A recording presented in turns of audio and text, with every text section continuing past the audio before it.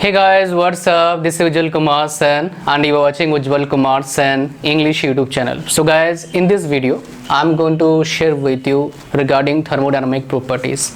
So doesn't matter for which examination you are studying this topic, maybe for university examination, maybe for schooling examination, maybe for any tough competitive examination, maybe any junior level competitive examination like GATE, SSC, JEE, PSUs, right? Maybe university examination for your college, for your school also, like board examination.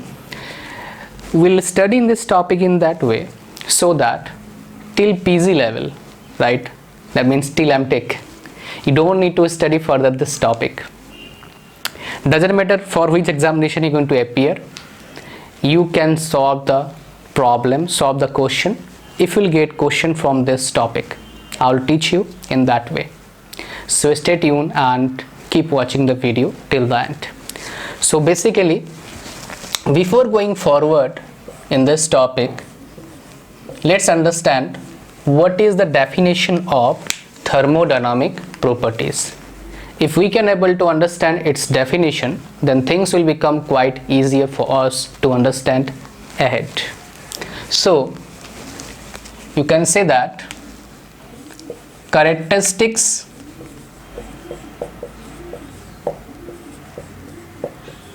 features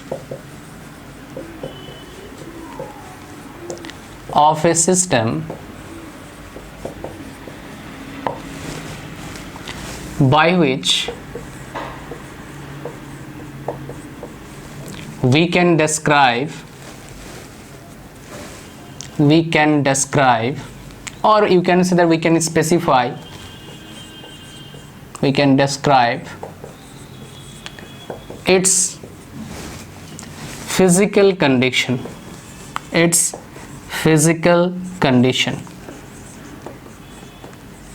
is its definition. That means characteristics features of a system through which we can describe or specify condition, or you can say that physical condition of that system. I hope so far you understood what is the meaning of system, surrounding and boundary.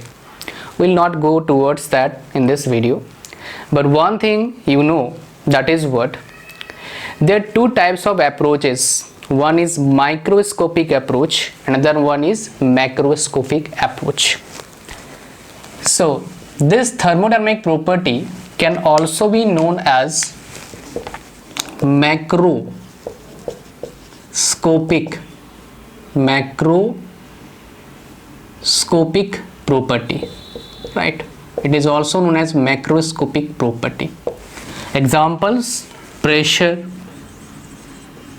right, temperature, volume, all these are properties. Now the two types of things we in general study, right? You can say that function. There are two types of function we study, right? One is what? Point function. Another one is what? Path function, right? Path function and point function. So if we'll see the example, what is path function? If anything which value is depend on path followed by the process is known as what? Path function. How? Let me tell you. Suppose that we have PV diagram. Its value will depend on the path followed by this process from 1 to 2. State 1 to state 2 we are going, right? The path is following. This path having different value of that function. If we will follow the different path to go from one state to another state, that is state 1 to state 2, the path value will change. The value of that term will change. Then we can say that it is depend on path function. Like path function means heat and work. These two are path function. We'll further study regarding heat and work because which is really important for us to understand. But here we're talking about point function only. What is the meaning of point function? It is not dependent on path. Doesn't matter which path you are following, right? For the particular process, maybe you are working in a cycle, like Carnot cycle, right? But point function is what? It is dependent on point, not path, right? The value at point 1 will be different and point 2 will be different. It is not dependent on path followed by the system, right? Or followed by, we are following for the particular process, right? We are following path, that is different thing. Now if you are talking about properties, right, all the properties are point function. Remember this point, all the properties are point function. What is the meaning of this? Pressure, temperature, volume, all these are properties. That means all these are point function. Well, there is another way to, this is the practical way, right, to know whether it is a path function or point function. But there is another way to understand properties, right? Because then we have to get in depth of it. That means we have to go inside it. That is what? Types of properties. Well, there are two types of properties we know, right? What are those? Intensive property. Intensive property. Another one is what? Extensive property. Somewhere intensive property is also known as intrinsic property, and extensive property is also known as extrinsic property. So you can remember these terms, right? But very often, doesn't matter which book you are studying, because I have 4 or 5 books of thermodynamics from different authors, right? Especially Indian authors, right? Even few foreign authors, I mean outside India. So I have seen almost each and every book following this intensive property and extensive property. Now here is the trick you need to remember. Both the things are related with mass only, whether it is intensive property or extensive property, they are related to mass. Maybe you are thinking how? Then let me tell you. If we are talking about intensive property, it is independent of mass. Independent of mass. If you are talking about extensive property, it is dependent on mass. Now most of the time, if you will study only once, you will get confused. I mean, which one is independent of mass and which one is dependent on mass. For this I will share with you a trick. That is what? In case of intensive property, we have what? We have In, right? That is what? In. And in case of intensive, what we have? Independent of mass, In. So both are matching. That means intensive means what? Independent of mass, right? Obviously if one is independent of mass, then another one will be what? Dependent on mass. Got my point? Now let's understand the meaning of this intensive. Intensive means, extensive means outside, intensive means inside. Inside things will not depend on mass. It is saying like this. If you will go through the meaning, and if you want to remember the trick, which is really amazing, you can remember this trick. Alright, now guys, let's move on. If you are preparing for competitive examination, then from this very less chances will be there. You can get question from here, but from these things you cannot going to get question. Yes, it is helpful for university examination, but not for competitive examination. So what one thing we should remember, that is what? Examples. So examples plays very important role, but in competitive examination they are not going to ask very simple question, simple like pressure, temperature. They know, you know about all this. Now let me tell you few example of extensive property.